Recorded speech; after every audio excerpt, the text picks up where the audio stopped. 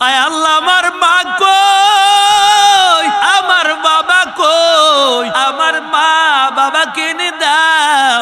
আল্লাহ তাআলা ডাক দিয়া বলবে, ফেরেশতারা এই বান্দার আসল মাকে হাজির করে দাও, এই বান্দার বাবাকেও হাজির করে দাও।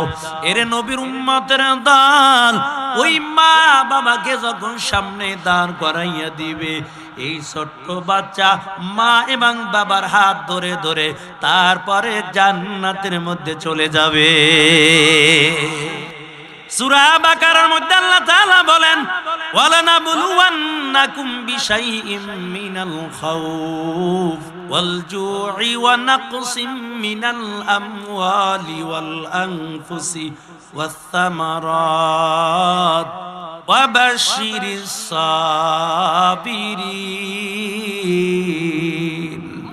আল্লাহ দুনিয়ার মানুষদেরকে জানায়, অবশ্যই তাকিদ দিয়ে আল্লাহ তাআলা বলেন, অবশ্যই অবশ্যই আমি পরীক্ষার সম্মুখীন করবই করব।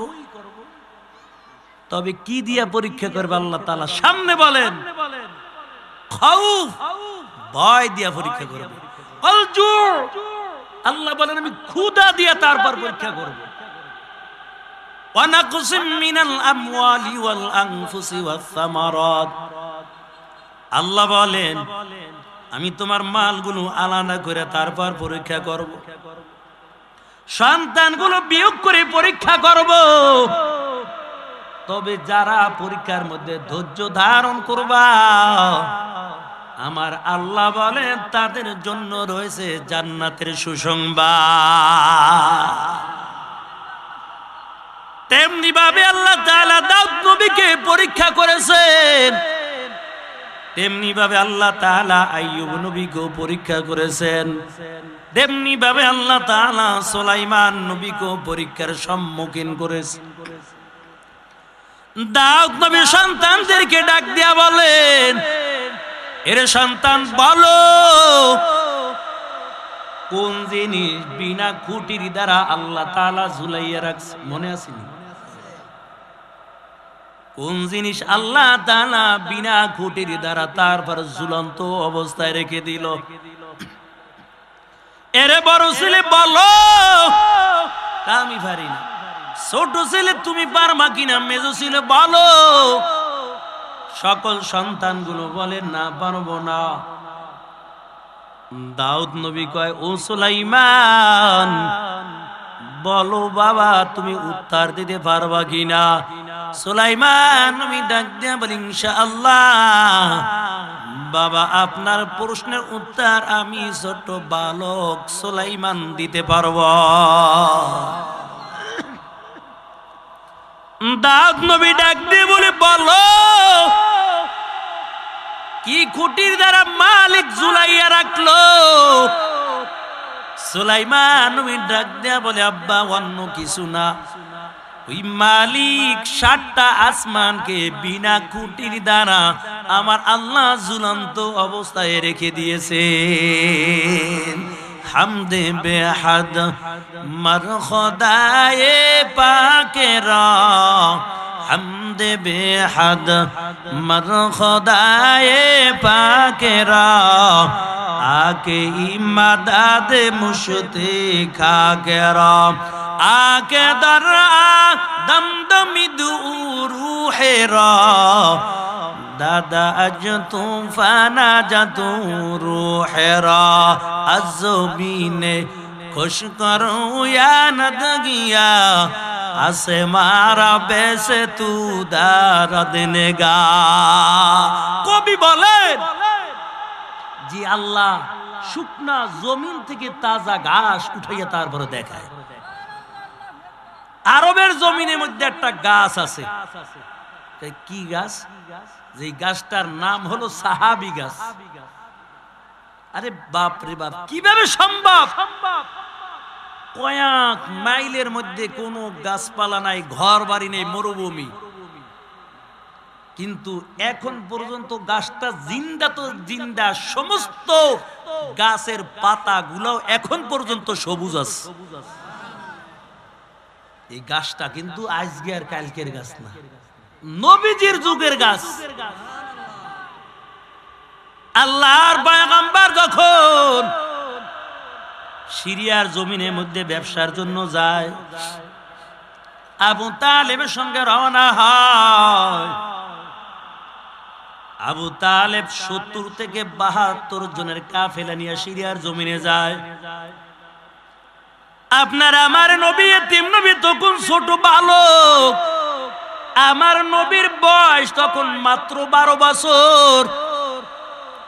কিন্তু নবীর ভবিষ্যৎবাণী শোনানোর পর একজন ইহুদি আমার নবীর চেহারা দেখার জন্য বড় পাগল ভাড়া। হায় রে, তাওরাত কিতাব খুলে খুলে দেখলাম এই নবীর নামটা, জাবুরের মধ্যেও দেখা যায় এই নবীর নামটা, ইনজিলের মধ্যেও দেখা যায় এই নবীর নাম। আমার জীবদ্দশায় যদি 2টা চক্ষু নিয়ে একবার দেখতে পারতাম, আমার জীবন বড় ধন্য হয়ে যাইত। ইহুদি বাদী একটা তাবু টানাইল। আরব থেকে সিরিয়ার জমিনে যাওয়ার পথ, যে রাস্তা দিয়া যাইতো মানুষগুলো ব্যবসার জন্য, ওই পথিমধ্যে একটা তাবু টানাইয়া রাখলেন। ইহুদি পাদ্রী তাওরাত কিতাব খুলে খুলে দেখেন নবীর বয়স যখন 12 বছর হবে, এই রাস্তা দিয়া সিরিয়ার জমিনে ব্যবসা করার জন্য যাবে। এই জন্য পথিমধ্যে তাবু টানাইল। তাবু টানাইয়া মক্কা থেকে যারা সিরিয়ার জমিনে ব্যবসার জন্য যায় তাদেরকে দাঁড় করাইয়া একবেলা মেহমানদারি করায়, আর সকল মানুষের চেহারার দিকে একটু তাকায়, আর তাওরাত কিতাবের দিকে তাকায়। কারণ ওই নবীর চেহারার মধ্যে এত নূর, যেই নবী রাস্তা দিয়া যদি চলে কোনো আলো বাতি কিছুই লাগবে না।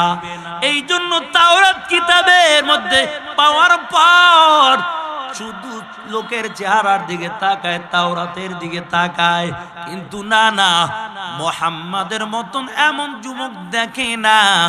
এমন করতে করতে পরায় 18 বছর পর্যন্ত কেটে গেল। ইহুদি বাদরি চিন্তা করলো, হায় রে, আমি তো বড় গরিব হয়ে গেলাম, কারণ নবীর চেহারা দেখার জন্য এই জায়গায় বসে বসে শুধু মানুষদেরকে মেহমানদারি করি। এখন আমি তোমারও নিঃস্ব হয়ে গেলাম, আমার আর টাকা নাই, আমার তেমন একটা পয়সা নাই, তবে নবীকে বুঝি জীবদ্দশায় আর দেখা হবে না। আবার কিছুদিন পর নজর করে দেখতে পায় ওই আরব থেকে একটা কাফেলা সিরিয়ার জমিনে যায়। তবে যেই জায়গায় ইহুদি পাদ্রী তাবুটা টানাইলো তার একটু সামনে ওই জায়গা আবু তালেব তাবু টানাইয়া 70 থেকে 72 জন সাহাবীদের কাফেলা নিয়া 70 থেকে 72 জন সঙ্গী সাথীদের কিনে ওই জায়গায় অবস্থান করল। ইহুদি বাদী দূরের থেকে নজর করে দেখতেছে ওই কাফেলা এখনো তো আমার বাড়ির সীমানার মধ্যে আসে নাই। যদি আমার তাবুর সামনে দিয়া যদি হেঁটে যায়, আমি তাদেরকে দাঁড় করাইয়া আবার মেহমানদারি করাবো। কিন্তু বারবার কাফেলার দিকে নজর দেয়। হঠাৎ করে তাকাইয়া দেখতেছে ওই তাবুত থেকে ছোট্ট একটা বালক বেরিয়ে গেল, আর মরুভূমি পথ নিয়ে চলতে চলতে একটা মরা গাছের নিচে বসে গেল। যখন মরা গাছের নিচে বসে যায়, মরা গাছটার সাথে সাথে জিন্দা হইয়া চারদিকে ডালপালা ছড়াইয়া আমার আপনার নবীকে ছায়া দেওয়া শুরু কইরা দিছে। ইহুদি পাদ্রী তাওরাত কিতাব খুললো। তাওরাত কিতাব খোলার পর তাওরাতের মধ্যে দেখে মুহাম্মদ এত সম্মানওয়ালা ব্যক্তি, মায়ার নবী যদি মরা গাছের নিচে বসে যায় ওই মরা গাছ জিন্দা হয়ে যাবে। তাওরাতের মধ্যে ভবিষ্যৎবাণী দেখতে ভাই। ইহুদি বাদীর বুঝতে বাকি নাই এই বালকই হবে মুহাম্মদ। তবে আবার একটু পর নজর দিয়া দেখতেছে যখন হাঁটতেছে মরুভূমি পথ দিয়ে হাঁটতেছে, নবী যেদিকে যায় আসমানের মেঘগুলো আইসা আমার নবীর মাথার উপর ছায়া দেয়। ইহুদি বাদরি তাওরাত কিতাব খুললো, তাওরাত কিতাব খুলেও দেখে এই নবীর বয়স যখন 12 বছর হয়ে যাবে, মরুভূমি পথ দিয়া হাঁটবে তো আসমান মেঘ আইসা ছায়া দিবে, মরা গাছ জিন্দা হয়ে যাবে। ওই গাছটা এখনো জমিনের মধ্যে আছে, কত মানুষগুলো ওই গাছটা দেখার জন্য এখনো যায়। ওই নবী যে গাছের নিচে বসছিল ওই গাছটা জিন্দা হইয়া ডালপালা চড়াইয়া ছায়া দিয়েছে। ওই গাছটা এখনো কোনো পানি দেওয়া লাগে নাই। আল্লাহ তাআলা এখন পর্যন্ত মরুভূমির মধ্যে ওই গাছটা আল্লাহ তাআলা জিন্দা অবস্থায় রেখেছে। মিথ্যা কথা না, শুধু ইউটিউবে খালি সাহাবী গাছ লেখা সার্চ দিবেন, আইয়া পারবে সাথে সাথে। মানুষ এখনো দেখার জন্য যায়, কোন ঘর বাড়ি নাই, মরুভূমি, কিন্তু আল্লাহ তাআলা গাছটা জিন্দা রাখছে। এরা নবীর উম্মতের দল। ইহুদি বাদরি তাওরাত কিতাব খুললো, উম্মতের দল।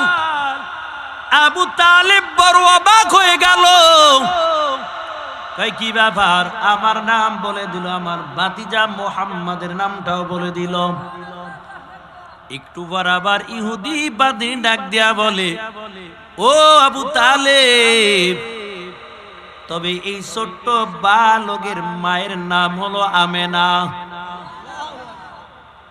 বাবার নাম বলে দিল, দাদার নাম বলে দিল। এই বালকের বয়স হলো 12 বছর। এই বালকের মাও নাই, বাবাও নাই। এই ছোট্ট বালক দুনিয়ার জমিনে আইসা তার বাবার চেহারাটা দেখতে পারে নাই। 6 বছর কালে মা দুনিয়া থেকে বিদায় হয়ে গেল। আবু তালেব ডাক দিয়ে বলে, কেমন করে তুমি বলছো, মক্কা থেকে শত শত মাইল দূর, তুমি কেমন করে সবকিছু বলে দিলা? ইহুদি বাদরি ডাক দিয়া বলে, আবু তালেব, কাকে তুমি সঙ্গে করে আনছো তোমার খবর নাই। তোমার ঘরের মধ্যে আসমানের তারকা নাজিল হয়ে গেছে, তোমার কোনো খবর নাই। কয়টা আবার তুমি কি বলো? ইহুদি পাদ্রী কয়, আমি বলি না, স্বয়ং আল্লাহ জানাইয়া দিছে।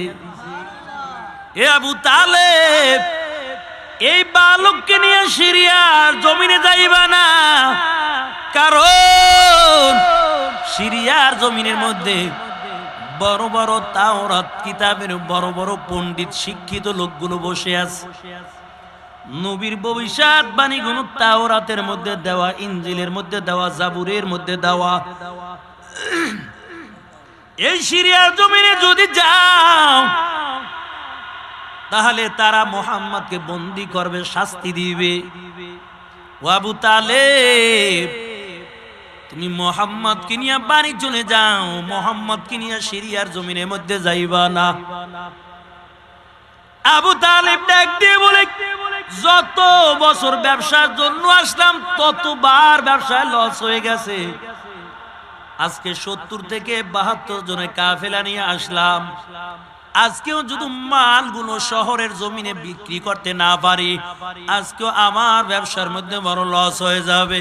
ইহুদি পাদ্রী ডাক দেয়া বলে, রে আবু তালেব, তোমার কোনো খবর নাই। এই বাচ্চা যতদিন তোমার সঙ্গে থাকবে ততদিন তোমার জীবনে রিজিকের জন্য কোনো অভাব হবে না।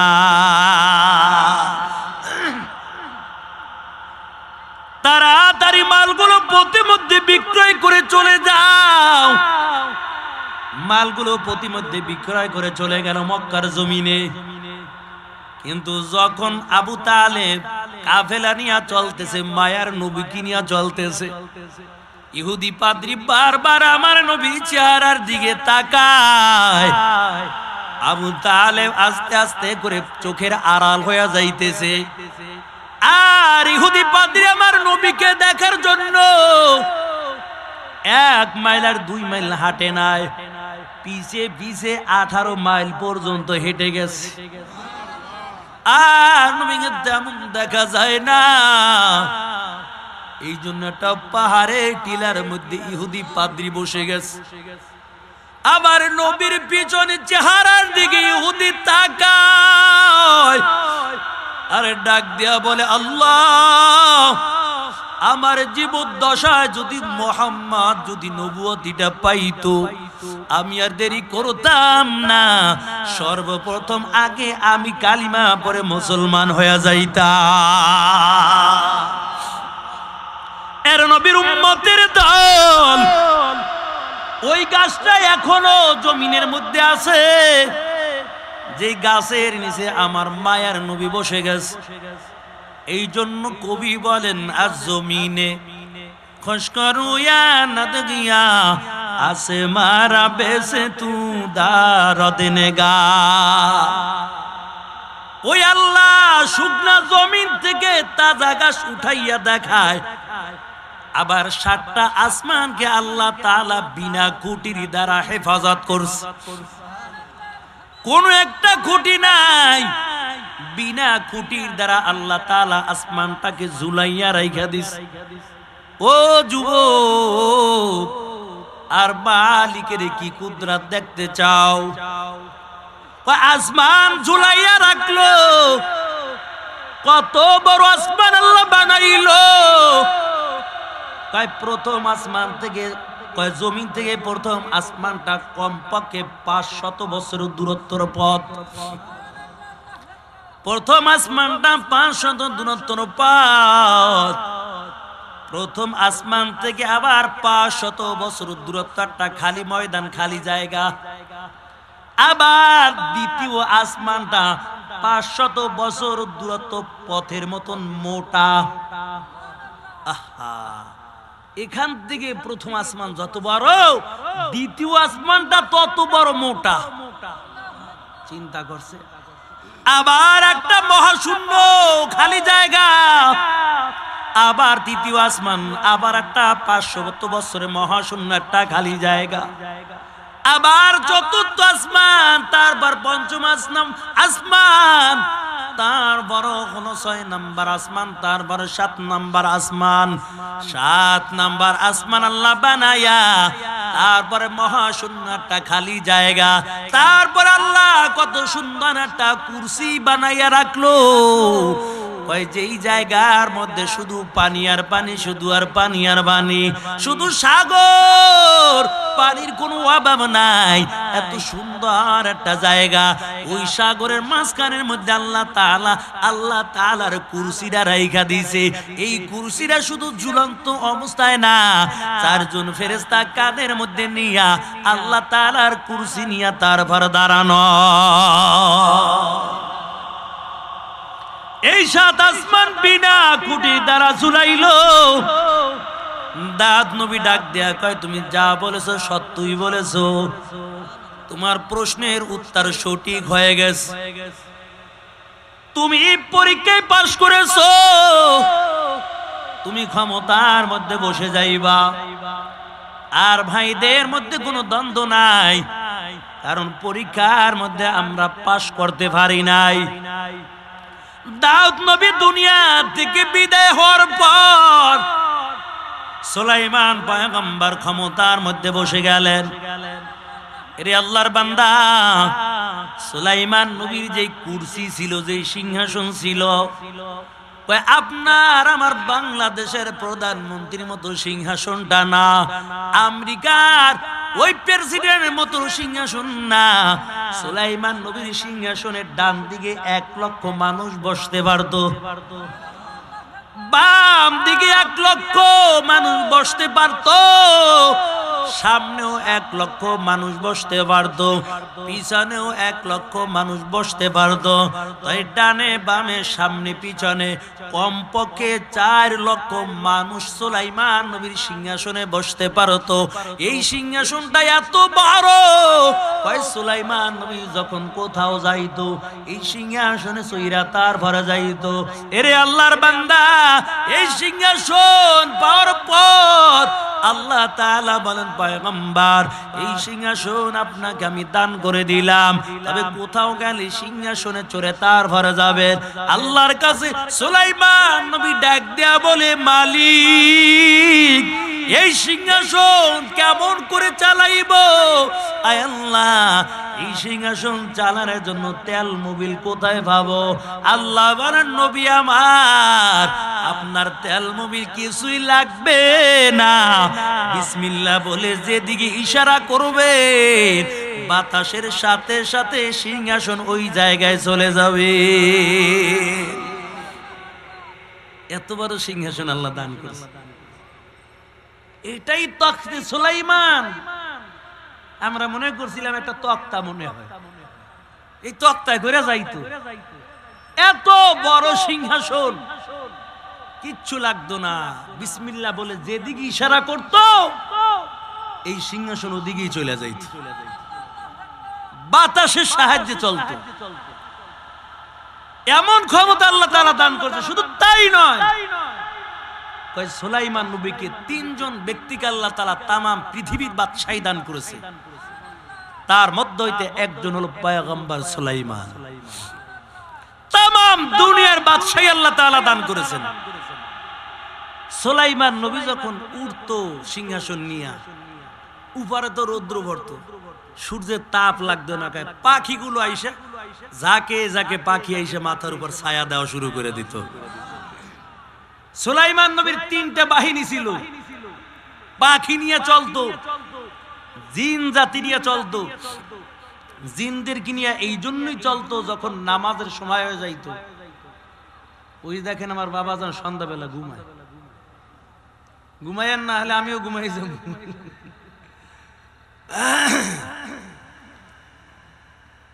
জিন জাতিদেরকে নিয়ে এই জন্য চলতো, যখন পানির প্রয়োজন হইতো উজু করবে, উজু। পাখি ছিল, এই পাখি যখন ঠোঁটটা লাগাইতো জমিনের মধ্যে, কত ফিট নিচে পানি আছে এই পাখি বইলা দিতে পারতো। চিন্তা করছেন? আর যখন বলতো এই জায়গায় এত ফিট নিচে পানি আছে, তখন পয়গম্বর সুলাইমান জিনদেরকে বলতো মাটি সরাও, পানি উঠাও, পানি উঠাইয়ে দিত, উজু করতো, উজু করে আল্লাহর হুকুম আদায় করত। এই জন্য পাখিদের কিনে চলতো, ঝাঁকে ঝাঁকে পাখিরা মাথার উপর ছায়া দেওয়া শুরু করছে। আর নবীর উম্মতের দল সিংহাসন নিয়ে চলতেছে, হঠাৎ করে সূর্যের আলো মাথার উপর রৌদ্র বইরে গেছে। সুলাইমান পয়গম্বর যখন সিংহাসনটা লেন করলেন, কে অনুপস্থিত বলো? কেন আমার মাথার মধ্যে রৌদ্র লেগে গেল? অনুপস্থিত কে আছে? আজকে যে দেখেন হুজুরেরা মাদ্রাসায় শিক্ষকেরা হাজিরা নেয়, হাজিরা খাতা আছে, নাম ডাকে, কই থেকে আনলো? ওই সুলাইমান নবীর থেকে, ওখান থেকে শিখছে। এই কে আসো? নামগুলো ডাকতেছে, অমুক পাখি আসো, ঈগল পাখি আসো, চড়াই পাখি আসো, লাব্বাইক, হুদুদ পাখি তুমি আসো। নাই, খবর নাই। কই হুদুদ? কই হুদুদের কোনো খবর নাই। পুরা ঘটনা বলতে পারবো না, শুধু একটু টাচ দিয়া যাইতেছি। এরা নবীর উম্মতের দল। সুলাইমান নবীর মেজাজ বড় গরম, কারণ হুদুদ কই? হুদুদকে আমি কেন দেখি না? ঈগল কয় আমার একটু খালি অনুমতি দেন, গায়ে শক্তি আছে, ওই যেখানে আছে ওরে দৈরে আইনে ফাসরাম। সুলাইমান নবী কয় না, তোমারে বিচার করার ক্ষমতা দেই নাই। দেখো আমার হুদুদ কই? তবে আজকে হুদুদের যদি পাই, ওর খবর আছে, আর কঠিন শাস্তি আছে, কঠিন বিচার হবে, এমন কি তার জবাই করবো। ঈগল পাখি উঠতেছে উঠতেছে, ঘুরতেছে ঘুরতেছে, হঠাৎ করে হুদুদের সঙ্গে দেখা। ডাক দিয়ে বলে, হুদুদ তোর আজকে খবর আছে? হুদুদ কয় কি লিগে খবর আছে? তুমি কই গেছিলা? সুলাইমান নবীর নাম ডাকছে, হাজিরা লইছে, তোমার পায় নাই, অনুপস্থিত। কয় তোমার পায় নাই। সুলাইমান নবী রাগ, আজকে পুরো মেজাজ গরম। আজকে বলছে তোমার খবর আছে গেলে। আর কিছু কইছিনি? কয় কইছে। কয় কি কইছে? কয় যদি সঠিক উপযুক্ত যদি কোনো তথ্য না দিতে পারো অথবা অজুহাত না পেশ করতে পারো তাহলে খবর আছে। আমরা যখন আগে স্কুলে যাইতাম বলা হয় নাই কইতো, এই তুই আজকে যাও না, আজকে হেডমাস্টার কি হয়েছে জানো, কালকে যাবি তো টেবিলে তাহলে মাথা ঢুকে তোমার বাইরিব। তাই স্কুলে যাই আগে কইতাম, স্যার আমার মা অসুস্থ ছিল এই জন্য আইতে পারি নাই। তখন যখন দেখতো একটা জরুরত পেশ করছি তখন আর ফিরাইতো না, মাফ করে দিত। সুলাইমান নবীকে উপযুক্ত যদি তথ্য না দেয়, অজুহাত পেশ করতে না পারে তাহলে খবর আছে। হুদুদ কয় সুযোগ একটা আছে। হুদুদ আস্তে আস্তে করে সুলাইমান নবীর কাছে চলে গেল। সুলাইমান নবীর পাশে বসে দেখতেছে সুলাইমান নবীর মেজাজ বড় গরম দেখা যায়। সুলাইমান নবী ডাক দিয়া কয় কই আছিলি, জলদি করে ক। কয় স্যার মাফ করে দিন। কয় কে কি হইছে? কয় আপনাকে আজকে আমি এমন একটা তথ্য দিব যেই সংবাদ আপনি নবী হইয়াও জানেন না, এমন একটা সংবাদ আজকে আপনারে দিব। কয় তাই নাকি? কহ। সুলাইমান নবীর মেজাজটা আস্তে আস্তে একটু ঠান্ডা হইছে। কি তথ্য? আমি নবীও জানি না, কি খবর? হুদুদ ডাক দেয়া কয়, আমি আপনার মাথার উপর ছায়া দিতেছিলাম, হঠাৎ করে আমার বাল্যকালে আমার একটা বন্ধুর সঙ্গে আমার দেখা হয়ে গেল। আমার বন্ধু আমাকে নিয়ে যায় আর এমন একটা জায়গায় গেলাম, এমন একটা রাষ্ট্রে চলে গেলাম যেই রাষ্ট্রের মধ্যে একজন রাজত্ব চালায়, তিনি হলেন একজন নারী যার নাম হলো রানী বিলকিস। ও পয়গম্বর, শুধু তাই নয়, সূর্যের পূজা করে, সূর্যের পূজা। সুলাইমান নবীকে তাই নাকি? কহ। এমন ব্যক্তি সূর্যের পূজা করে? কহ। দেখে আইছি, আর এত সুন্দর একটা সিংহাসন, মানুষগুলো তার কথা শুনে আর সে সিংহাসন বসে বসে দেশ চালায় আর সূর্যের পূজা করে। সুলাইমান নবী ডাক দেয়া কয়, হুদুদ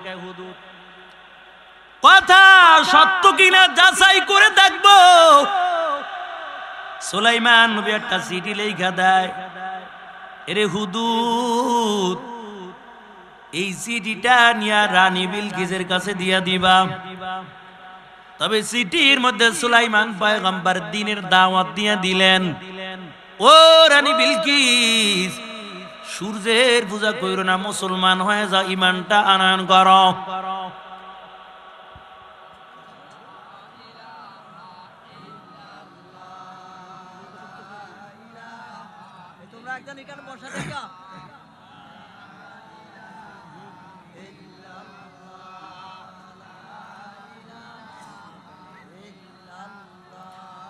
লা ইলাহা ইল্লাল্লাহ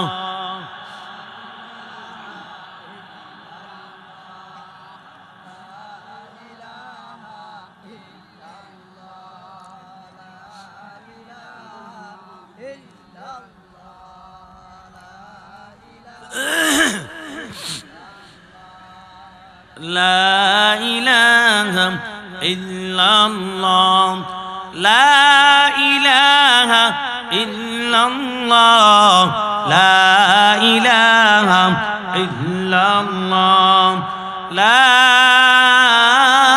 ইলাহা ইল্লাল্লাহ মুহাম্মাদুর রাসূলুল্লাহ সাল্লাল্লাহু আলাইহি ওয়াসাল্লাম।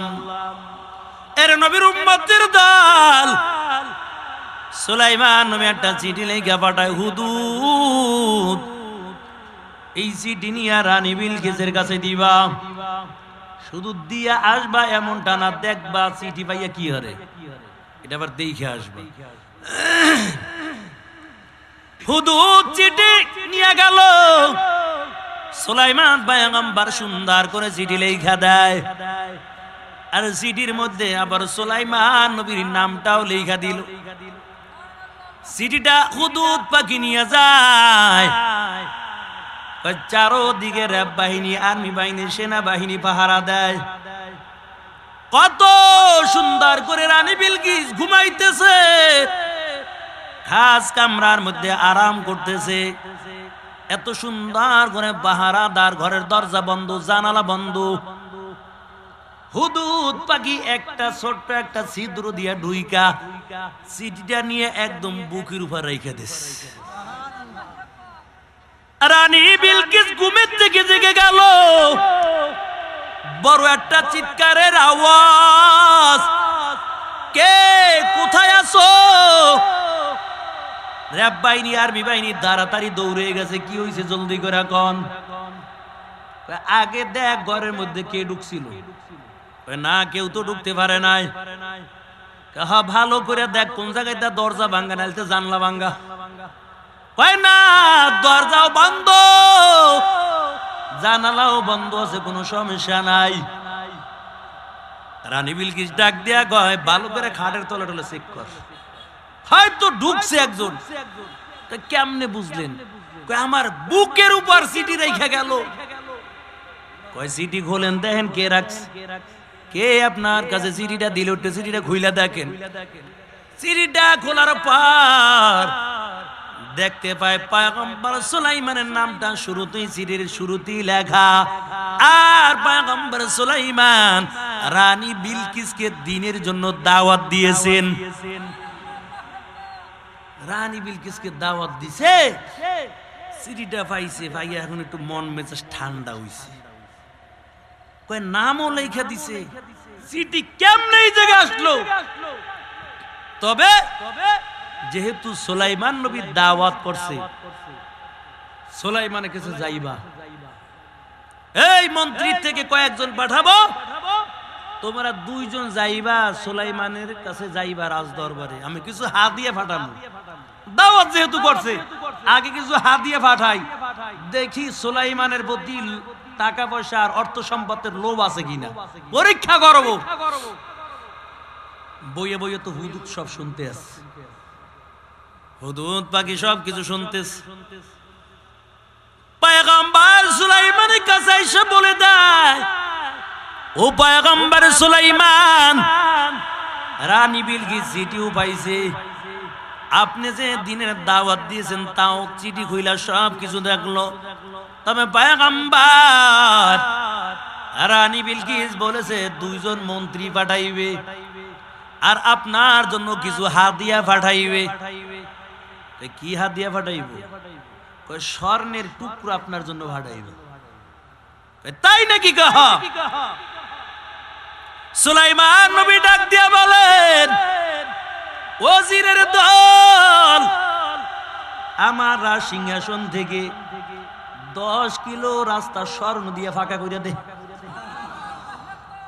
রানী বিলকিস আমার পরীক্ষা করবে আমার প্রতি স্বর্ণের লোভ আছে কিনা। এই জিন, জলদি করে এই রাজ সিংহাসন থেকে 10 মাইল রাস্তা স্বর্ণ দিয়ে ফাঁকা কর। জিনদেরকে হুকুম করছে। জিনেরা তো সুলাইমান নবী যা কয় তাই শুনে।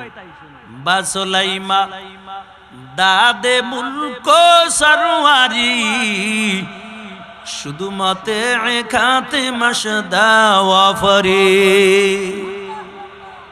একটা মুজিজা দিয়েছে আল্লাহ, এটা থাকার কারণে জিন পরিগুলো সব সুলাইমান নবীর তাবে হয়ে গেছে।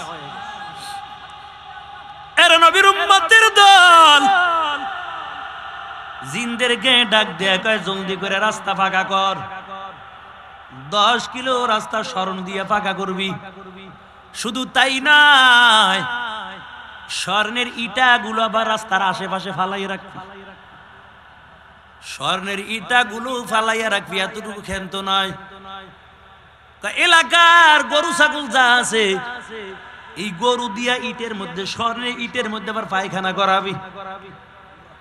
জানো আইসা দেখতে পায় আমার রাজ্যের গরু ছাগল স্বর্ণের ইটের মধ্যে পায়খানা করে।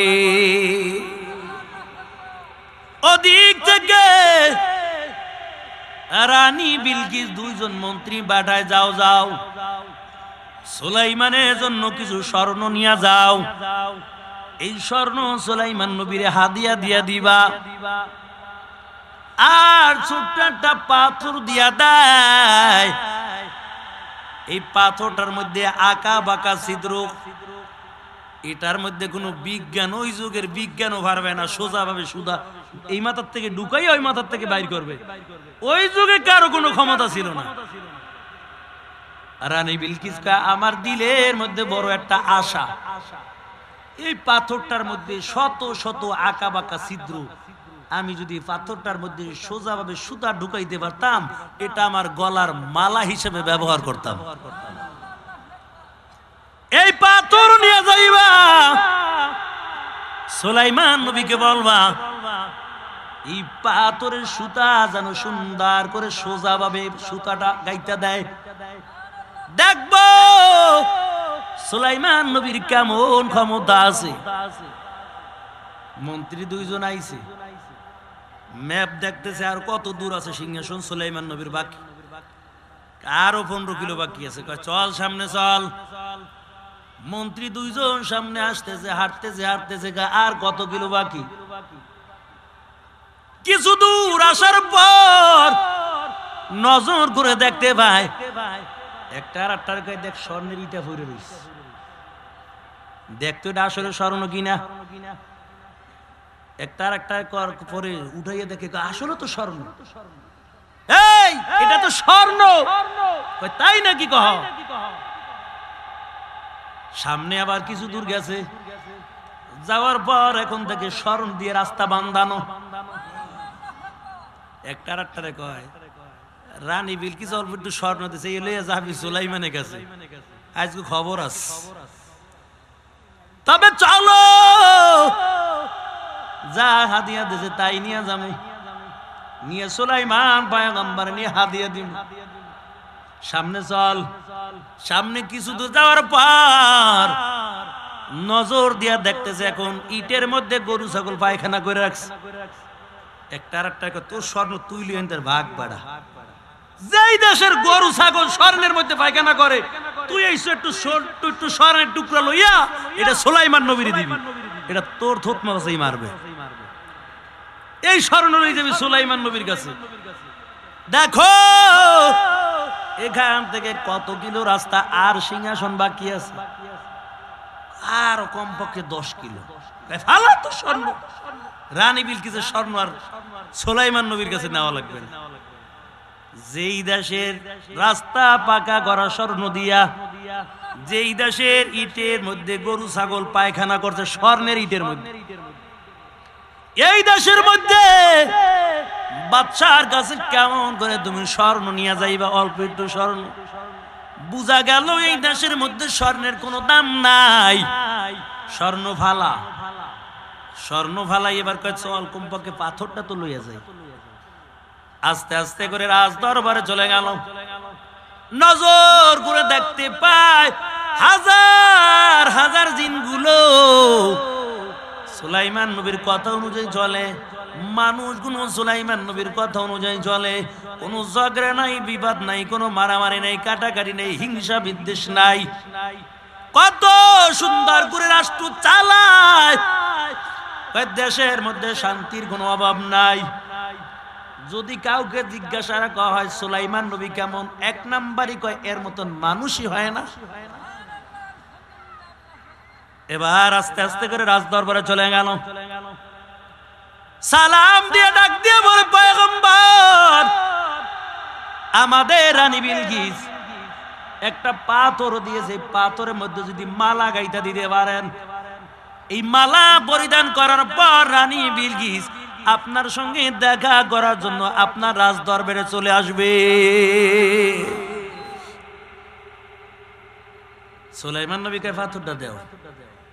পাথরটা দিছে জমিনের মধ্যে ভালো, পিঁপড়া একটাকে লাভবাহিক ধর সুতা লয় ঢোক। পিঁপড়া সুতাটা মুখ দিতে কামড় দিয়ে সোজা ডুইকে এই মাথার থেকে ওই মাথাকে সোজা বাইরে গেছে। একটা আর একটা দেখছো এই দেশে শুধু বাদশার কথা শুনে এমনটা না, একটা পিঁপড়া পর্যন্ত তাও বাদশার কথা অনুযায়ী চলে। দেখছো এই পাথরের মধ্যে মালা গাঁথার ক্ষমতা কারো নাই। সুলাইমান নবী একটা পিঁপড়ারে ডাক দিয়েছে, পিঁপড়াইয়া সুন্দর করে মালা গাইতে দিছে। আরে নবীর উম্মতের দল, সংবাদ চলে গেল রানী বিলকিসের কাছে। কার কাছে পাঠাইছিলেন? এরে কইছিলেন অর্থের লোভ, স্বর্ণের লোভ আছে কিনা, দুনিয়ার লোভ আছে কিনা। সুলাইমান নবীর আল্লাহ তাআলা এমন ভাবে বানাইছে, তার টাকার কোনো অভাব নাই, স্বর্ণের কোনো অভাব নাই, রাস্তাগুলো তাও স্বর্ণ দিয়ে পাকা করা। রানী বিলকিস বড় অবাক হয়ে গেছে। তাই নাকি? কহ আর কি দেখছো? আর কি দেখছি? ঘোড়ার ডিম দেখছি, আর কি কমু? আপনি তাড়াতাড়ি যান হেল্লাকে দেখা করতে। আর সুলাইমান নবী যে আপনি দাওয়াত দিছে, আপনি কালিমা পড়ে মুসলমান হয়ে যান। রানী বিলকিস অবাক হয়ে গেল। আর কি দেখছো? কয় দেখছি একটা পিঁপড়ারে ডাক দিছে, এই পিঁপড়ায় আইসা এই সুতার আপনার পাথরের ইমারত থেকে ডুইকা সোজা ওই মাথায় বাইরে গেছে। এই ধরেন আপনার মালা। রানী বিলকিস বড় অবাক, মালা পরিধান করলো। এখন এমন মানুষ তো দেখার দরকার,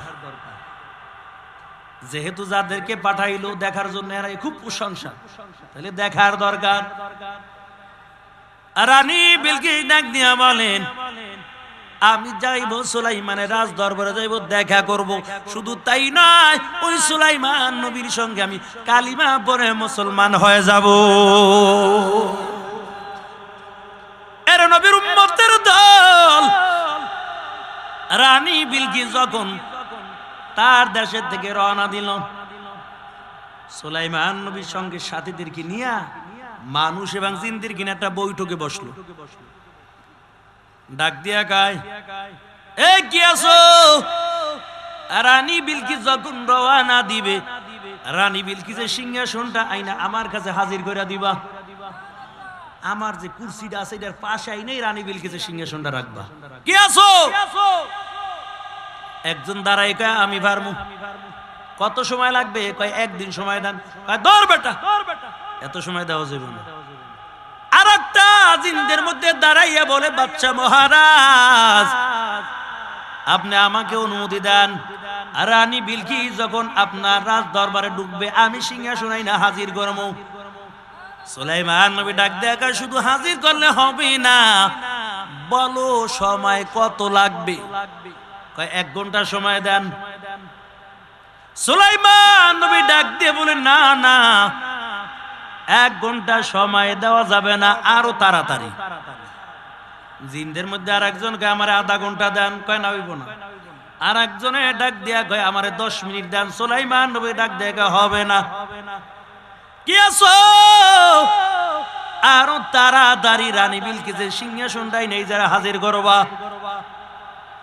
এবার মানুষের মধ্যে একজন আবেদ, খাঁটি আল্লাহর গোলাম, ইবাদত করতে করতে বড় আবেদ হয়ে গেছে। ওই আবেদ বান্দা দাঁড়াইয়া বলে, বাদশা মহারাজ, আমি রানী বিলকিসের সিংহাসন আপনার কাছে হাজির করে দিব, তবে আপনি আমাকে অনুমতি দেন। সুলাইমান নবী ডাক দেখে, কত সময় লাগবে বলো? আপনি চক্ষুটা বন্ধ করে আবার মেলবেন, শুধু এই চক্ষু বন্ধ করে খুলতে যতটুকু সময়, এর মধ্যে আমি রানী বিলকিসের সিংহাসন আপনার কাছে হাজির করে দেব। মানুষের মধ্যে ছিল একজন আবেদ। মানুষের পাওয়ার কেমন দেখছেন? জিনদের ক্ষমতা নাই, তার যেহেতু বেশি আল্লাহ তাআলা মানুষকে ক্ষমতা দিয়েছে। গতকালকে বলেছিলাম জান্নাত কেমনে ঘুরে ঘুরে দেখবে, এটা একমাত্র মানুষ পারবে। জিনেরা কয় 0.5 ঘন্টা, 1 ঘন্টা, 1 দিন। আর একজন আবেদ কয় শুধু চক্ষু বন্ধ করবেন, আবার চক্ষু খুলবেন, এর ভিতরে আমি এনে হাজির করে দেব। আল্লাহ, এর নবীর উম্মতের দল রানী বিলকিসের সিংহাসনটা হাজির কইরা দিল। রানী বিলকিস যখন সুলাইমান পয়গম্বরের দাওয়াতে আসলো, আইয়া এখন যখন সিংহাসনে বইতে কইছে, একবার সিংহাসনের দিকে তাকায় আর একবার সুলাইমান নবীর দিকে তাকায়। কিরে সিংহাসন তো আমার সিংহাসনের মতন লাগে, থুই এলাম কই এলো কেমনে,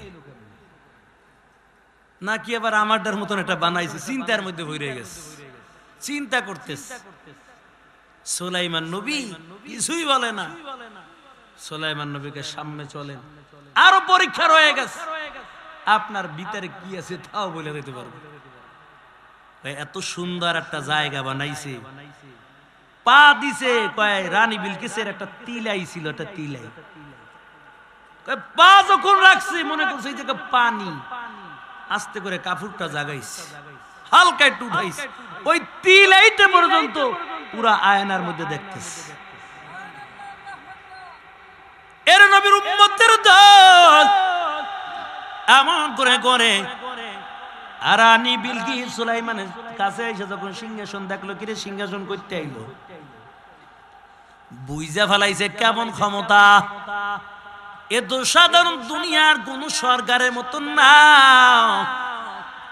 আল্লাহ তাআলা তামাম দুনিয়ার বাদশাহী দান করেছে। কেহ কেউ বলে, যদিও দুর্বল হাদিস হয়, মানে কেহ কেউ বলে সুলাইমান নবীর 1000 বিবি ছিল, 1000। কেমন ক্ষমতাওয়ালা পুরুষ ছিল। 1000 যদিও না হয়, দুর্বল হাদিসও যদি হয় 100 তো এত বিবি থাকার পরও কয় সুলাইমান নবী কোনদিন ক্লান্ত বোধ করে না, এমন পাওয়ারফুল হিসেবে আল্লাহ তাআলা তার ক্ষমতা দান করে দিয়েছেন। তবে এরা সিংহাসনে যখন বসে গেল, ওই দাউদ নবী ক্ষমতা দেওয়ার পর রাজত্ব চালায়, দেশ চালায়, কত সুন্দর করে দেশটা চলতেছে। দেশের মধ্যে মারামারি নাই, কাটাকাটি নাই, হিংসা বিদ্বেষ নাই, ঝগড়া বিবাদ নাই, সুন্দর করে দেশটা চলতেছে। তবে সুলাইমান পয়গম্বর বিবাহ করবে, এখন ঘোষণা দিয়ে দিছে, দেখো রাজ্যের মধ্যে খুঁজতে থাকো ভালো মেয়ে পাওয়া যায় কিনা। একজনে ডাক দিয়ে গায়ে, ভালো মেয়ের তো অভাব নেই, আপনি কেমন মাইয়া বিয়ে করতে চান এটা আগে কোন। সুলাইমান পয়গম্বর নমুনা দিয়া দেয়, কয় যেই মেয়েটার মধ্যে 4টা গুণ থাকবে। কয়টা গুণ? যেই মেয়েটার মধ্যে 4টা গুণ থাকবে, পয়গম্বর সুলাইমান ডাক দিয়া কয় আমি তাকে বিবাহ করতে চাই। জিন্দেরা রাজ্যের আনাচে কানাচে সংবাদটা ছড়াইয়া দিল, দেখো 4 গুণওয়ালা মেয়ে কোথায় পাওয়া যায়। যদি 4 গুণওয়ালা মেয়ে পাই, 4 গুণওয়ালা মেয়ে বিবাহ করব। অনেক সময় দেখবেন মাইয়ার অভাব নাই, আটে বাজারে গেল মহিলা গজালে আটা যায় না। আবার এখন তো বাজার হয়ে গেছে বউ বাজার, ঢাকা শহর আছে অলিতে গলিতে বউ বাজার নামতেছে, বউ বাজার। ওইনে বউ আছে, শাশুড়ি আছে, আবার জুয়ান জুয়ান পুরুষেরাও আছে। ধাক্কা টাকা খাইলে কোনো মাইন্টেন নেই। ওদিক থেকে সুলাইমান নবী ডাক দিয়ে বলে, দেখো 4 গুণওয়ালা মেয়ে যদি বিবাহ করব। মেয়ে খুঁজতেছে খুঁজতেছে, মেয়ের অভাব নাই, কিন্তু ভালো মেয়ে পাওয়া যায় না। কথায় আছে, কয় নদীর জল ঘোলা ভালো, জাতের মাইয়া কালো ভালো। সুন্দর শুধু হইলেই হয় না, চামড়া সুন্দর হইলে না, দিলটাও সুন্দর লাগে। এর নবীর উম্মতের দল সুলাইমান পয়গম্বরের সংবাদটা তামাম পৃথিবীর আনাচে কানাচে ছড়িয়ে গেল। সুলাইমান নবী 4 গুণওয়ালা মেয়ে বিবাহ করতে চায়, এই সংবাদ পৃথিবীর আনাচে কানাচে ছড়িয়ে গেল। ওই রাজ্যের মধ্যে একদল জাতি ছিল, একদল মানুষ ছিল, নদীর মধ্যে মাছ ধরে ধরে তারপর জীবনটা চালাইতো। এই জেলের কানের মধ্যে যখন সংবাদ চলে গেল সুলাইমান পয়গম্বর 4 গুণওয়ালা মেয়ে বিবাহ করতে চায়, তবে জেলে চিন্তা করলো আল্লাহ আমাকে সুন্দরী রূপসী যে একটা কন্যা সন্তান দান করেছে, আমার মনে হয় আমার মেয়েটার মধ্যে আল্লাহ 4টা গুণ দান করেছে। অনেক সময় দেখবেন বাবা রিস্কা চালায়, মানুষের বাড়ি কাজ করে, ছেলেলারে আলেম বানাইয়া লাইছে, মেয়েটাকে কোরআনের হাফেজ বানাইছে। একটা ছেলে আলেম বানাইলে, একটা মেয়েকে কোরআনের হাফেজ বানাইলে দুনিয়ার সম্পদ লাগবে না, জীবন ধন্য। কারণ পরকালে আল্লাহ তাআলা ডাইকা ডাইকা ওই কোরআনের হাফেজের মা বাবার মাথার মধ্যে নূরের মুকুট পরাইয়া দিবেন।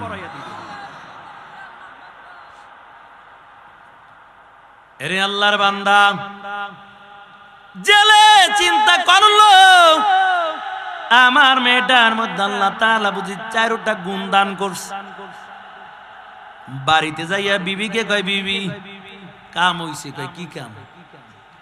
আর মাস্টার ধরা লাগবে না, এই তাম দুনিয়ার বাদশাহ সুলাইমান পয়গম্বর 4 গুণওয়ালা মেয়ে বিবাহ করতে চেয়েছে, তবে আমার মনে হয় ওই 4টা গুণও আমার মেয়ের মধ্যে আছে।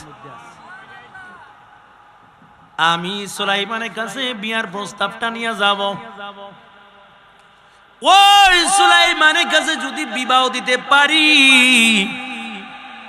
আর কোনো চিন্তা লাগবে না, বড় টাকার মালিক হয়ে যাব। কারণ সুলাইমান হলো তামাম দুনিয়ার বাদশাহ। এই জামাইয়ের যদি আমি শ্বশুর হইতে পারি আর টাকার চিন্তা আছে, কোনো সমস্যা নাই।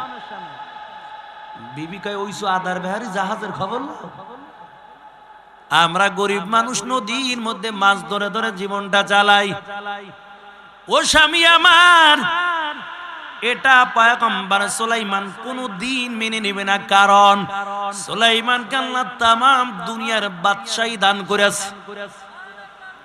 আমরা গরিব আছি, ভালোই আছি না, না, সুলাইমান নবীর কাছে বিয়ার প্রস্তাবটা দেওয়ার দরকার নাই। এটা কোনদিন সুলাইমান পয়গম্বর মেনে নিবে না, কারণ আমরা বড় গরিব মানুষ।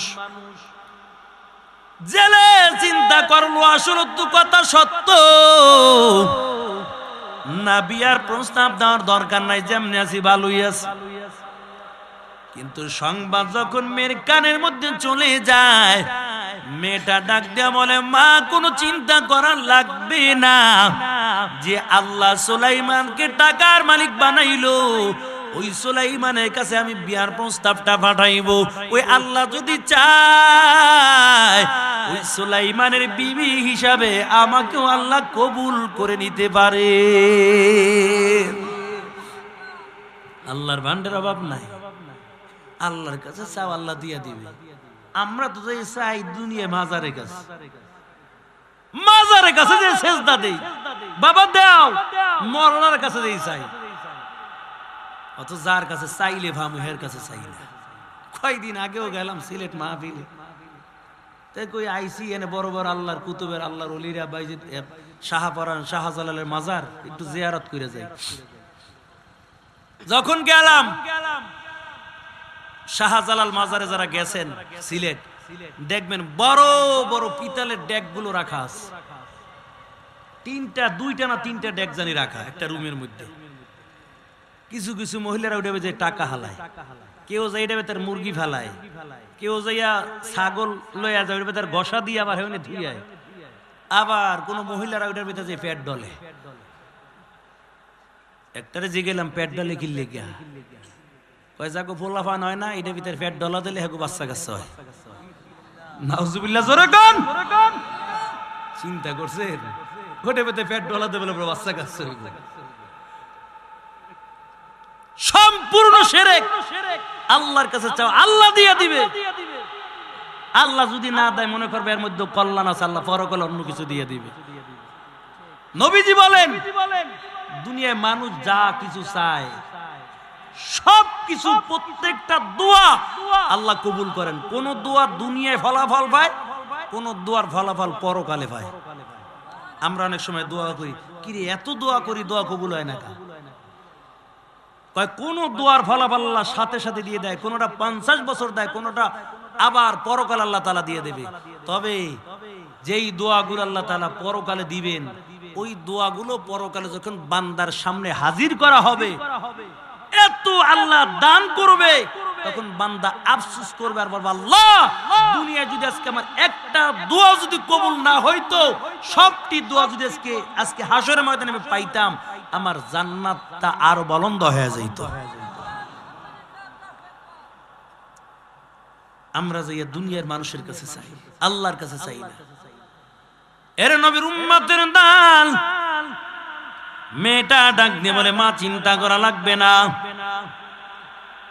কারণ সুলাইমান পয়গম্বরকে আল্লাহ তাআলা টাকার মালিক বানাইছে, ক্ষমতার মালিক বানাইলো।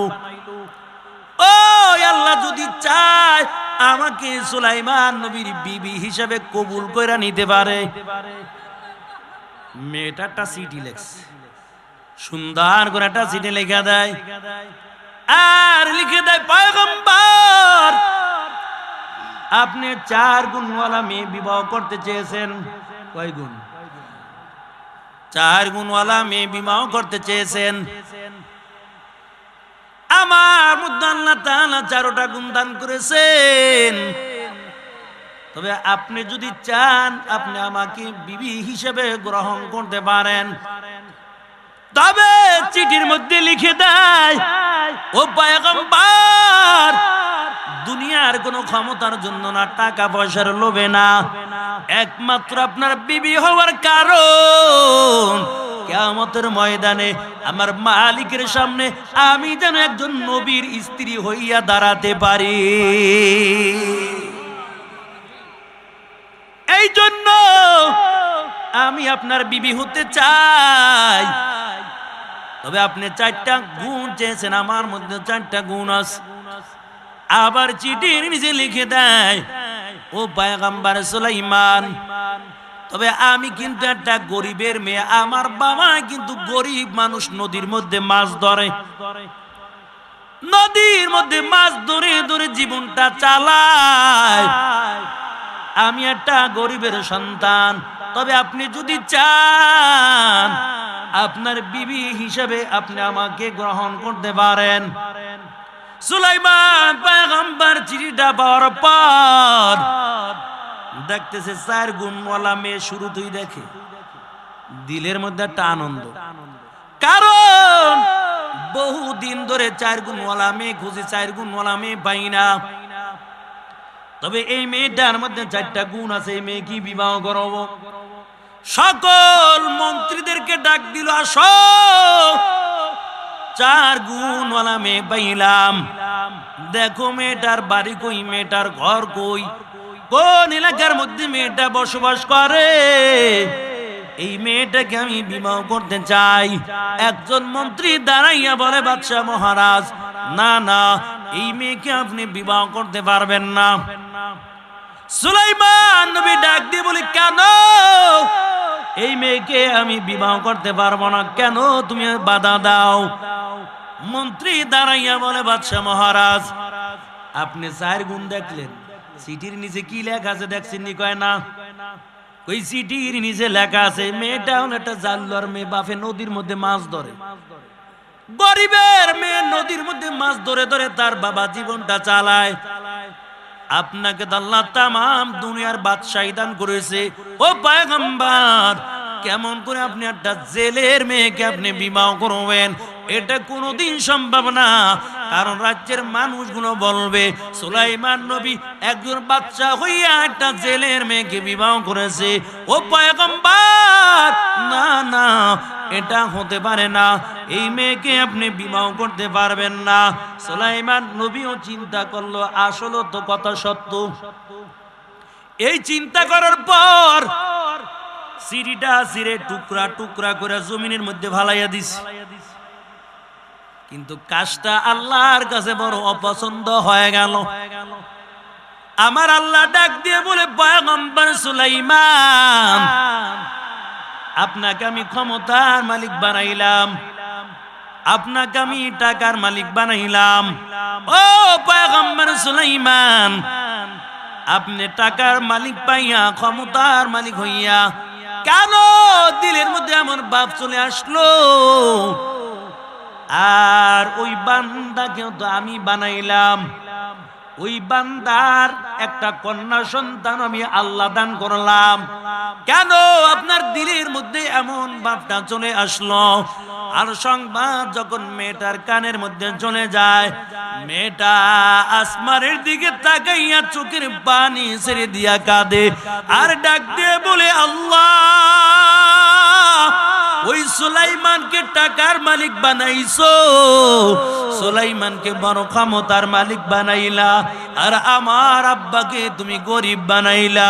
ওদার মালিক, তোমার কাছে আমি দোয়া করলাম, ওই সুলাইমানকে গরিব বানায়া আমাকে টাকার মালিক বানায়া সুলাইমানের বিবি হিসাবে তুমি কবুল করে না। আল্লাহ তাআলা দোয়াটা কবুল করে ফেলাইছে। ফয়সালা তো আসমানে হয়, জমিনে ফয়সালা হয় না, আসমানে হয়। বান্দা জমিনে চেষ্টা করবা, আল্লাহ উপরে থেকে ফয়সালা করে দিবে। এর নবীর উম্মতের দাল আল্লাহ তাআলা দোয়াটা কবুল করে ফেলাইছে। কিন্তু সুলাইমান পয়গম্বর উপর পরীক্ষা শুরু হয়ে গেল।